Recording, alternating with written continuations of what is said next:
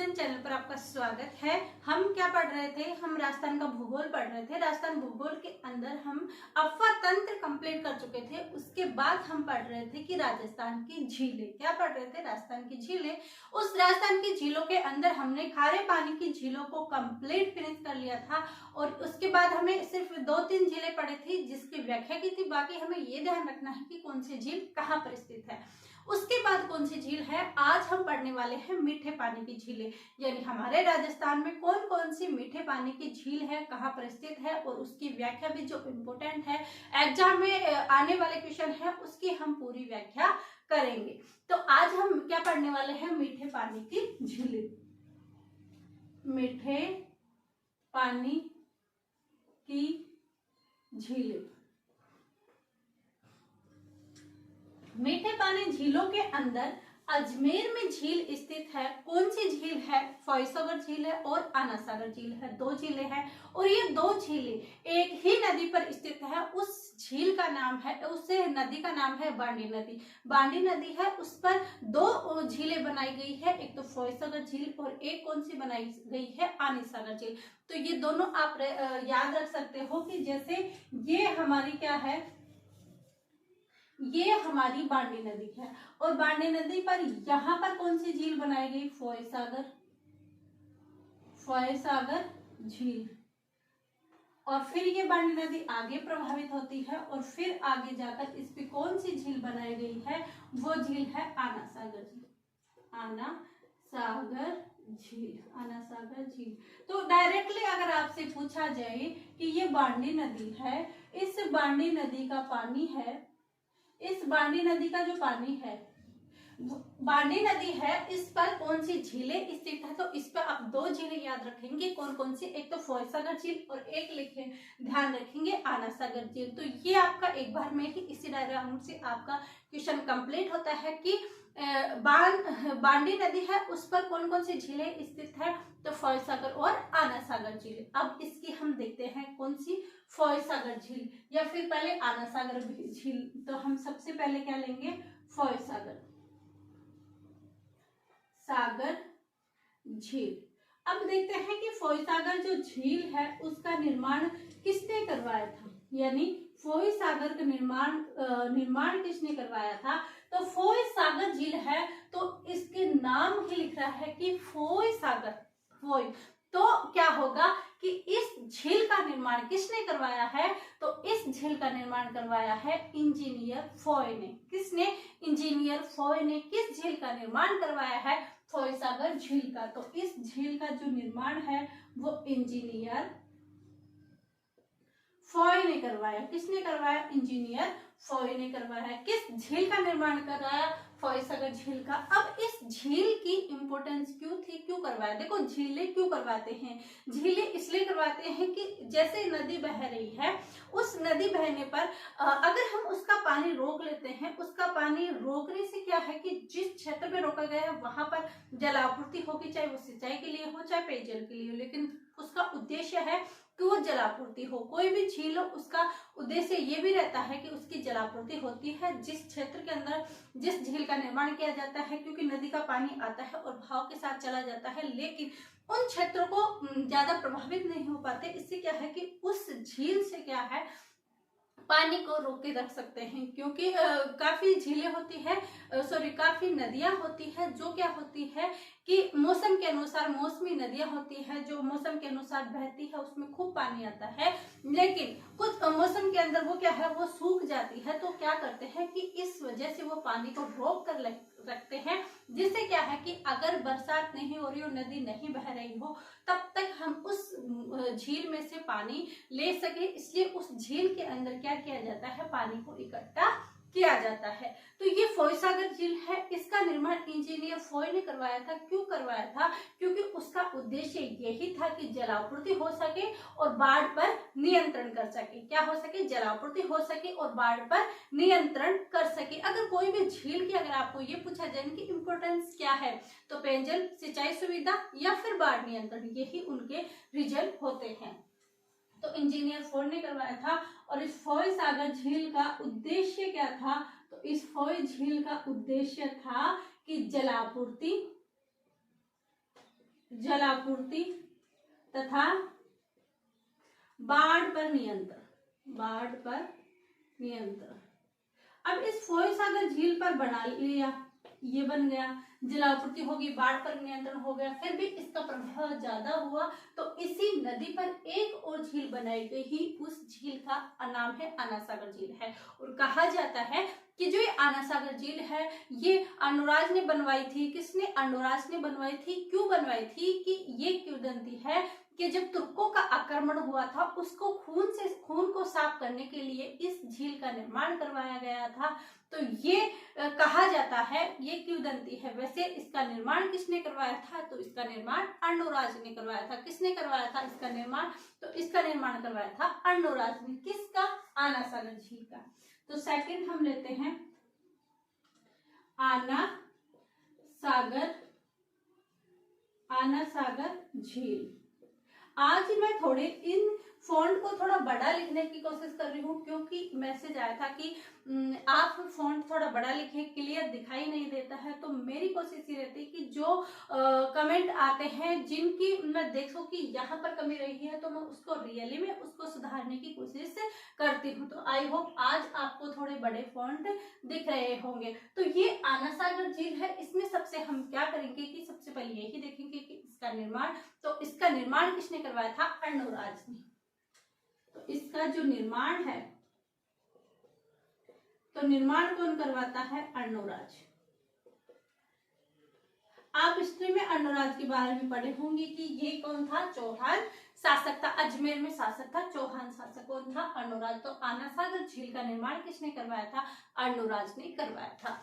अब इस झील पर क्या लगा हुआ है? सोलर फ्लोटिंग प्लांट लगा हुआ है। क्या लगा हुआ है? सोलर फ्लोटिंग प्लांट लगा हुआ है। तो क्या देखेंगे? इस झील पर फ्लोटिंग सोलर प्लांट लगा हुआ है। कौन सा लगा हुआ है? Floating solar plant. Floating solar plant. Floating, इस झील पर फ्लोटिंग सोलर प्लांट लगाया गया। क्या लगाया गया? कि इस झील पर फ्लोटिंग सोलर प्लांट लगाया गया है। तो ये क्वेश्चन बन सकता है कि किस झील पर फ्लोटिंग सोलर प्लांट लगा हुआ है? तो हमारा आंसर क्या होगा? आना सागर झील पर फ्लोटिंग प्लांट लगा हुआ है। और ये है कहाँ पर स्थित? तो फोय सागर झील भी कहाँ पर स्थित है? तो ये भी अजमेर में स्थित है। अजमेर में स्थित है। और आना सागर झील ये भी कहाँ पर स्थित है? ये भी अजमेर के अंदर स्थित है। यानी ये दोनों ही झीलें कहाँ पर स्थित है? अजमेर के अंदर स्थित है। और क्या देखते हैं कि इस झील में और क्या स्थित है? तो इस झील में स्थित है कि इस झील में सौर ऊर्जा द्वारा कुछ का संचालन किया जा रहा है। किसका? कुछ का संचालन किया जा रहा है। तो और क्या लिखेंगे मैं? इस झील में सौर ऊर्जा द्वारा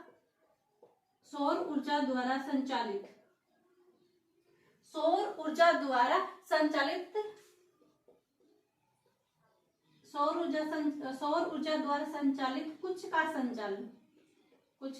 संचालन किया जा रहा है। किसमें किया जा रहा है? तो ये किया जा रहा है आना सागर झील के अंदर। तो इस झील के अंदर इसका निर्माण अर्णोराज ने करवाया। इस झील में फ्लोटिंग सोलर प्लांट लगा हुआ है, सौर ऊर्जा संचालित कुछ का निर्माण किया गया है। और क्या स्थित है? तो इस नदी के किनारे और क्या क्या स्थित है?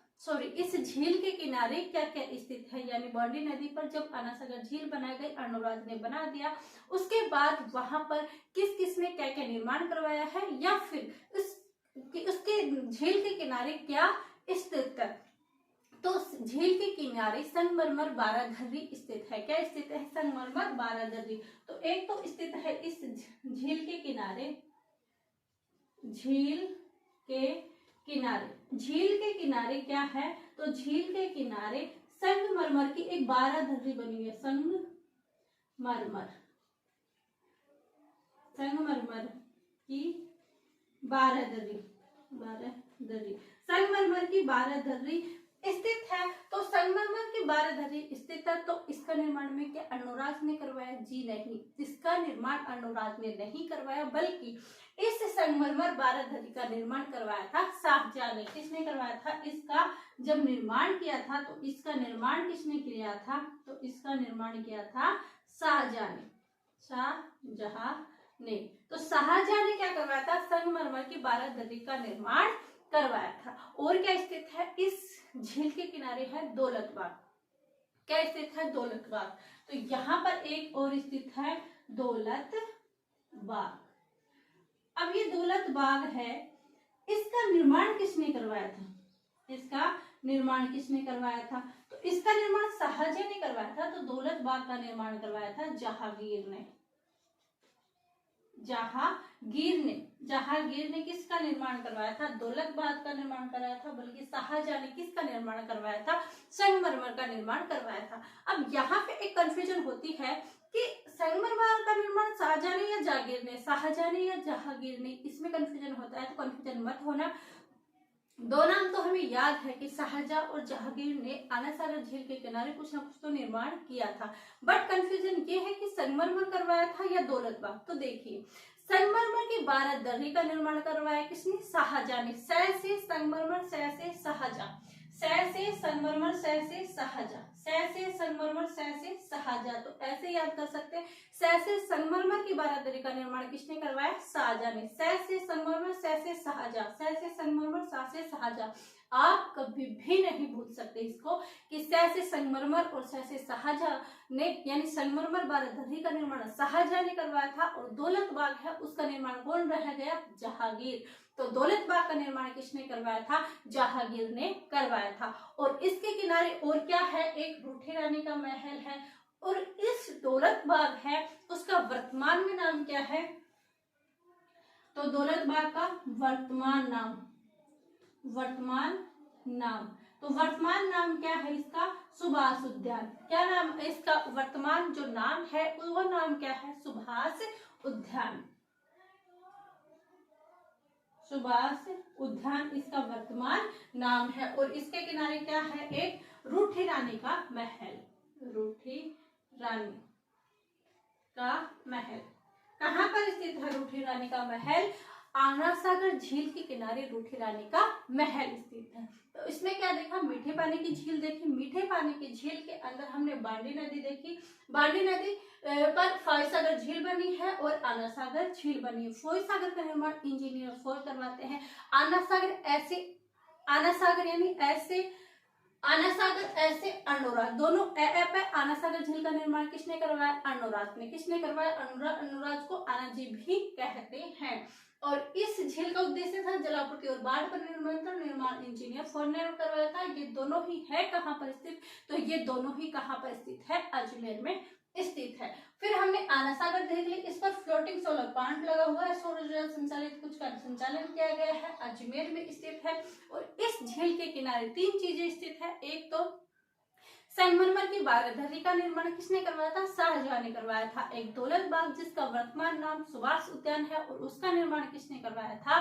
तो उसका जो निर्माण करवाया था वो किसने करवाया था? जहांगीर ने करवाया था। और एक रूठी रानी का महल स्थित है। आज है न्यू ईयर। आई होप आप सभी न्यू ईयर आपने कल अच्छे से मनाई होगी और आज का आपका पूरा गोल आपके सारे डिसाइड हो चुके होंगे और आप सभी अपनी कमियों का सुधारने की अब कोशिश करेंगे नए साल के अंदर। और नए साल के अंदर नए होश, उमंग और जुनून के साथ हम अपने नए साल की शुरुआत करेंगे। आई होप आप सभी भी ऐसे ही पूरे जुनून के साथ और पूरे लक्ष्य के बाधित होकर काम कर रहे होंगे, क्योंकि हमारा सबसे बड़ा काम ही इस टाइम ये है कि हमारा पढ़ाई करना। सबसे ज्यादा हमारा यही है कि हम अच्छे से पढ़ाई कर पाए जिससे कि हम सेलेक्ट हो पाए। सबसे ज्यादा चीजें हमारी यही इम्पोर्टेंस है, क्योंकि अगर आज हम परेशान हो लेंगे या फिर आज हम तकलीफ सह लेंगे या आज अपनी इच्छाओं को दबा के सिर्फ पढ़ाई को ऊपर फोकस करेंगे तो पूरी लाइफ रहेगी हमारे पास जिसमें हम अपने हर सपने, हर चीजें कर सकते हैं। क्योंकि अगर आज हमने कंप्रोमाइज किया है तो आगे हमें नहीं करना पड़ेगा। लेकिन इस टाइम हमने अच्छे से जी लिया, कोई ध्यान नहीं दिया, फूल मौज मस्ती की है, कुछ भी आगे फ्यूचर के बारे में नहीं सोचा, तो आगे हमें हर चीज के अंदर कंप्रोमाइज करना पड़ेगा, हर चीज के बारे में सोचना पड़ेगा। फिर बाद में ये क्वेश्चन आपके पास रहेगी कि काश अगर मैं ये कर लेता। और ये पढ़ाई ऐसे है या कुछ भी आप कुछ हाथ का हस्त कौशल भी करना चाहो, उसमें भी आप आगे बढ़ सकते हो। ये नहीं कि हम पढ़ाई का कीड़ा बनकर भी रहे, नहीं। अगर आप में टैलेंट है हस्त कौशल का, तो आप उसमें आगे बढ़िए। अगर आपकी जो टैलेंटेड चीजें, वो चीजें आप बाहर लेके आइए। पढ़ अगर हर आदमी पढ़ नहीं सकता, हर आदमी पढ़ लेगा, तो आखिर बाकी कौन काम करेगा। लेकिन जिस भी व्यक्ति का जिसमें भी रुचि है, उसको हमें ये नहीं है कि ऐसी रुचि है तो उनको यही दबा दे, नहीं। उसी के अंदर जिसमें आपकी रुचि है, उसी में आप दिन रात मेहनत करिए, एक दिन आपका सितारा जरूर चमकेगा। ये नई साल है, आई होप आप सभी अच्छे से मना रहे होंगे, अच्छे से मनाई भी होगी। और ऐसे नहीं कि हमने नई साल का लोगों में हो रहा है और हम भी ऐसे देखा देखी में 2-4 दिन इस खूब जुनून से हो, और साथ हम 8-10 घंटे पढ़ने में लग गए, सब कुछ छोड़ दिया। ऐसे नहीं करना, ये उबाल नहीं आना चाहिए, ये उबाल नहीं आना चाहिए। ये उबाल तो आपके अंदर 2-4 दिन 5-7 दिन रह सकता है, लेकिन आपको तब तक अपने अंदर मोटिवेट करना है जब तक कि आप अपने जिस लक्ष्य को टारगेट किया हो, जिस गोल को टारगेट किया हो, वो प्राप्त ना कर ले। इसलिए थोड़ी देर के लिए ये जुनून हमें नहीं रहना चाहिए। जब तक हमारा गोल नहीं हो, तब तक हमारे जुनून हमारे साथ होना चाहिए, और पूरी ईमानदारी, पूरी निष्ठा और पूरी ध्यान से हमें अपने गोल को फोकस रखना है, और उसी को हमें अपने टारगेट लेना है, और वो हमें अचीव करना है। आई होप आपको मेरी बातें अच्छी लगी होगी, ये क्लासें भी आपको अच्छी लग रही होगी। एक छोटी सी मेहनत है आपके लिए, आई होप आपको अच्छी लगती होगी। अगर अच्छी लगती है तो आप अधिक से अधिक शेयर कीजिए। और आप क्लासें देखते हो लेकिन सब्सक्राइब नहीं करते, तो प्लीज आप सब्सक्राइब भी कीजिए, फुल क्लासें देखिए, समझ में आएगा। और आप किसी भी टीचर का कंटेंट पढ़े तो उसका एक ही करना, क्योंकि उसके बाद आपकी कंफ्यूजन नहीं होगा। आई होप आपको अच्छा लगा होगा तो लाइक कीजिए, शेयर कीजिए एंड सब्सक्राइब कीजिए। आप सभी का धन्यवाद। नई साल की फिर से आप सभी को बहुत बहुत बधाई, राम राम। आप सभी को धन्यवाद, थैंक यू।